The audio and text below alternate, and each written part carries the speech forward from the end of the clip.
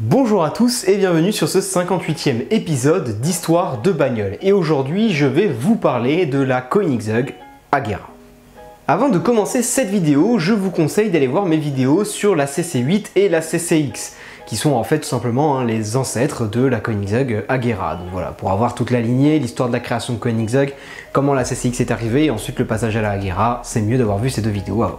En 2010, alors que Koenigsegg vient de présenter la CCXR Trevita, limitée à seulement 3 exemplaires, et Koenigsegg décide que c'est le moment pour la CCX et la CCXR, bien sûr, de prendre leur retraite. Et il présente donc la Koenigsegg Agera.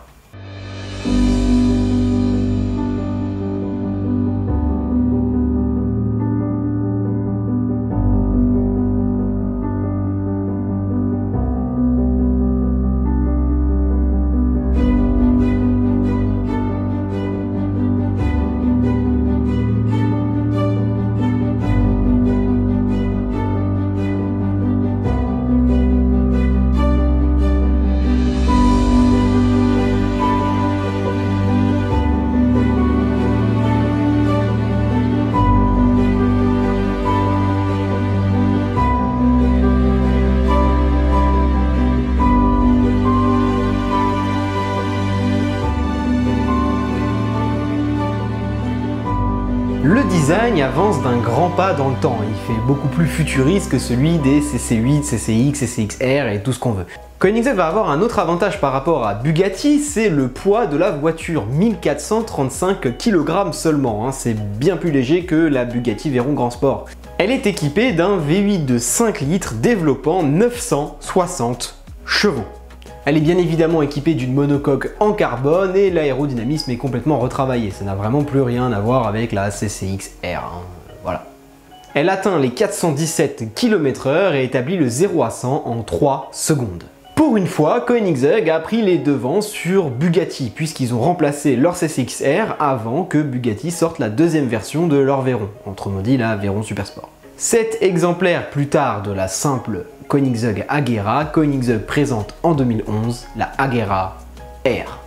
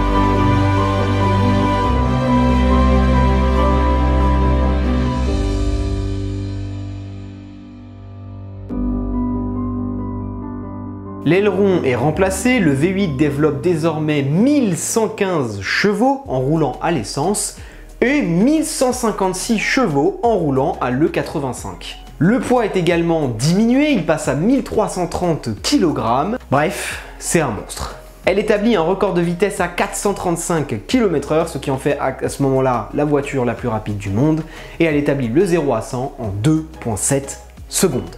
C'est d'ailleurs la Koenigsegg Agera R et ses performances monstrueuses qui vont faire que Koenigsegg va être connu par le grand public. Avant, c'était vraiment une petite marque connue par quelques passionnés, et encore, pas tous.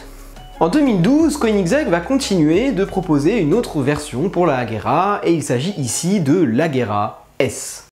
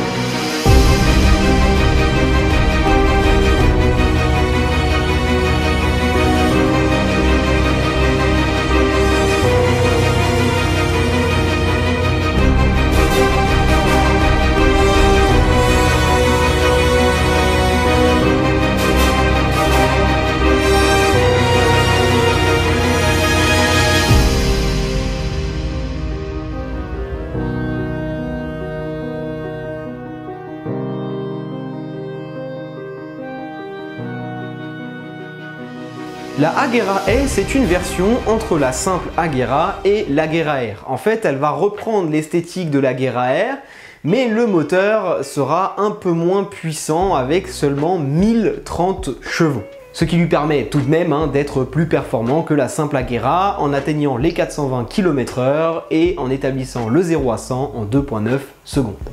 Bref, moi je pense que cette version c'est surtout pour écouler des châssis et dire ah bah vous avez une Agera S, c'est plus rare qu'une Agera normale, enfin voilà. Bref, il faudra en tout cas attendre 2 ans pour que Koenigsegg cette fois sorte une nouvelle version qui sera réellement intéressante, je trouve. Il s'agit ni plus ni moins que de l'Agera One-to-One.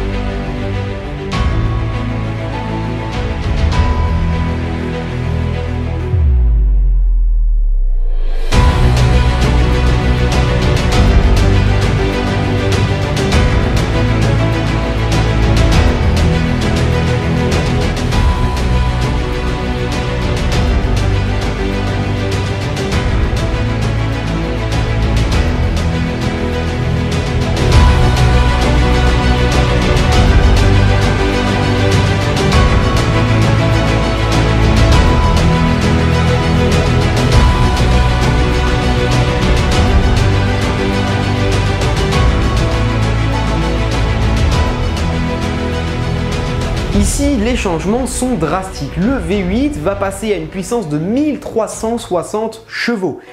Et malheureusement, la voiture va prendre 30 kg. Mais en réalité, c'est pas vraiment un problème. Parce qu'avec la puissance qu'elle a gagnée et le poids qu'elle faisait avant, 1330 plus 30 kg, ça fait 1360 kg. Et si vous vous souvenez bien, je vous ai parlé de 1360 chevaux. Ouais, il s'agit de la première voiture au monde à avoir atteint le ratio poids-puissance de 1 pour 1. Un cheval par kilo. Tout va bien. Et c'est d'ailleurs de là qu'elle va tirer son nom, One-to-One. L'aérodynamisme évolue lui aussi et franchement je trouve ça personnellement magnifique. Voilà. Bon, elle va exploser beaucoup de records. Notamment elle va atteindre les 450 km/h, ce qui sera le record de vitesse à ce moment précis, en battant tout simplement la Bugatti Veyron Supersport et ses 440 km/h. Ouais. Le 0 à 100, quant à lui, sera établi en 2,8 secondes, ce qui ne représentera pas un record, mais par contre, on peut parler du 0 à 400. Ouais, parce que là, il y a quelque chose à dire quand même. Il est établi en seulement 20 secondes, c'est-à-dire 25 secondes de moins que la Bugatti Veyron Supersport. Ok, très bien, il n'y a pas de problème. Autre record impressionnant, non pas que les autres ne le soient pas, mais bon, bref, vous m'avez compris. Grâce à ses freins à disque ventilé, la Agera One-to-One établit le 400 km/h à 0 km/h en seulement 10 secondes. Malheureusement, la triste nouvelle, c'est qu'il n'existe que 6 exemplaires de l'Agera One-to-One. Voilà, ouais. C'est dommage, hein. Bah en fait, non, parce que seulement un an plus tard, Koenigsegg présentera la Agera RS.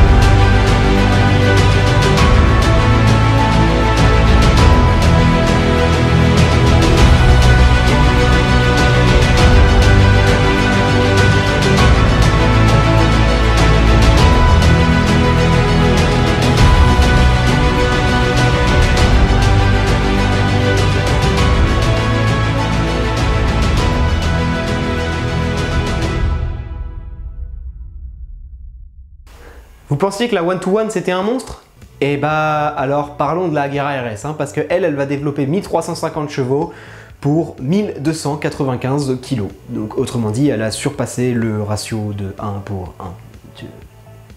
Voilà. Bon, l'aérodynamisme évolue lui aussi, en découle un design un peu plus soft, un peu plus sobre que celui de la One-to-One, et j'aime beaucoup personnellement, hein. Franchement c'est très sympathique. Bien que la Bugatti Chiron vienne de sortir juste avant la Agera RS, la Agera RS battra le record du 0-400-0 avec un temps de 36,44 secondes. Est-ce que vous vous rendez compte de ce que je suis en train de vous dire? En 35 secondes, vous avez le temps d'arriver à 400 km/h et de revenir à 0. C'est un truc de fou furieux. Elle explosera également le record de vitesse en 2017 avec une vitesse max de 457,49 km/h, hein, c'est très précis. Voilà, donc soit environ 7,5 km/h de mieux que la Agera One-to-One. Bon, on connaît tous la suite, par contre derrière elle s'est fait pulvériser par la Chiron Super Sport qui nous a fait un record à 490 km/h.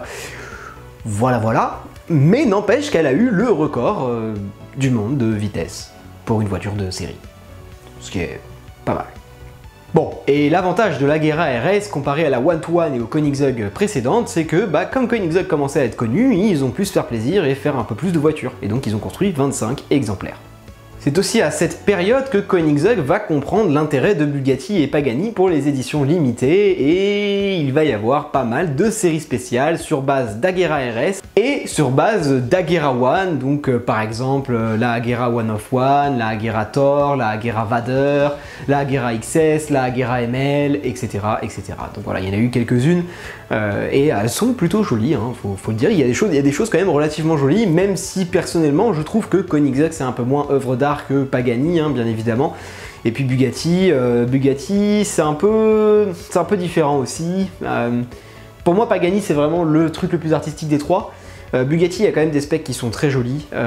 Koenigsegg il y en a quelques-unes qui sont jolies, mais il faut avouer qu'il y a beaucoup de specs assez basiques. Voilà. Bon, vous connaissez la chanson, on va parler prix forcément. Donc pour la simple Agera, tout simplement j'en ai pas trouvé en vente, hein. Je vous rappelle qu'il n'y en a que 7 dans le monde, voilà, j'en ai pas trouvé en vente, désolé.